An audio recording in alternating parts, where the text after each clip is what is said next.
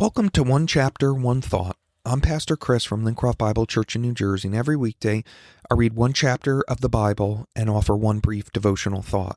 Today's reading is from the book of Genesis, chapter 8. But God remembered Noah and all the wild animals and livestock with him in the boat. He sent a wind to blow across the earth, and the floodwaters began to recede. The underground waters stopped flowing, and the torrential rains from the sky were stopped. So the flood waters gradually receded from the earth.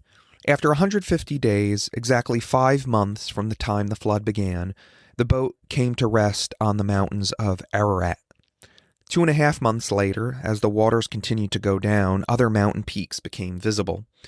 After another 40 days, Noah opened the window he had made in the boat and released a raven. The bird flew back and forth until the floodwaters on the earth had dried up.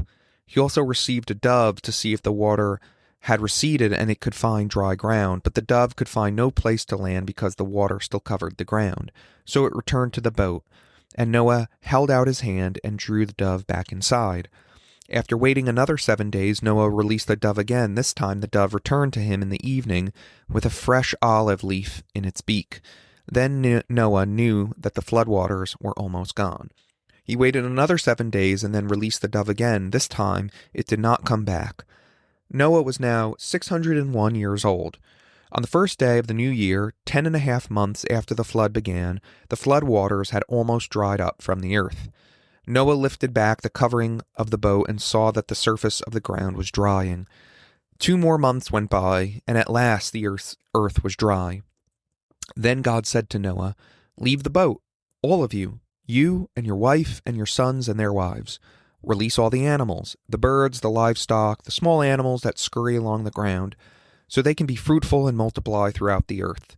So Noah and his wife and his sons and their wives left the boat, and all the large and small animals and birds came out of the boat pair by pair.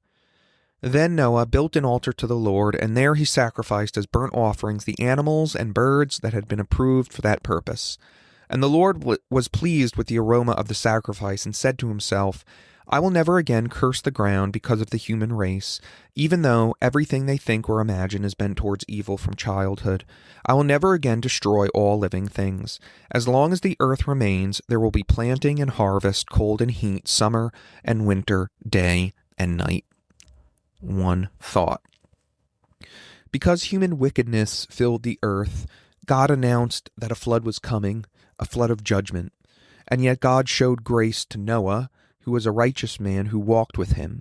Noah obeyed God, and he built a boat, a big ark, preserving his family and animals. And as the waters rise and creation is undone by judgment, we see that life is still sheltered in the ark. But imagine that you're in Noah's shoes. Imagine that you are on that ark and it's raining, and it's just continuing to rain and rain and rain. And in that moment would be a test of faith. You can imagine some of the concerns you might have, some of the concerns Noah had. The longer that he's on the ark. Has God forgotten us? Has he changed his mind? Will we be stuck in this boat forever? I mean, think about it. They had landed on the mountain, and then they were in the ark another year before the earth dried out. And so the text tells us in the very beginning of the chapter, in verse 1, that God remembered Noah. And this dispels any notion that God has changed his mind or he had forgotten. Now, God's remembering, it doesn't mean that he temporarily forgot them. God is God. He can't forget things.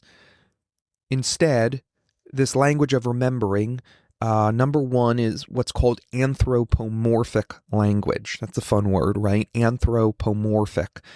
It means human-like language. In other words, we remember.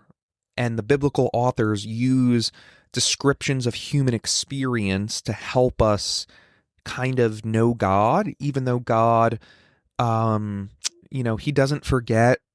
He doesn't have human emotions like we have human emotions, and yet in chapter 6 it talks about, things breaking his heart and him being grieved. So the biblical authors use our experiences as an analogy to help us understand who God is, and he remembers. But this remembering on God's part, it's a way of setting up God's decisive action on behalf of his people. We see this elsewhere in Scripture. For example, later on in Genesis, in chapter 19, God remembers Abraham and draws his nephew Lot, Abraham's nephew Lot, out of Sodom and Gomorrah. We see in Exodus chapter 2 that God heard the groaning of his people as they were enslaved in Egypt, and he remembered his covenant, and then he raised up Moses to deliver them from slavery in Egypt. And then later on in 1 Samuel chapter 1, God remembers Hannah, a faithful Israelite. He remembers Hannah, who is infertile, and yet he then enables her to bear a son who becomes the prophet Samuel. So when God remembers, it's setting up his action to deliver his people. And so I think the call of the text then is that we need to remember that God remembers. We need to remember that God remembers. He does not forget his people. He does not allow us to languish 1 second longer than necessary. And when God remembers, he acts. And when he acts, he brings deliverance. And that is what God does.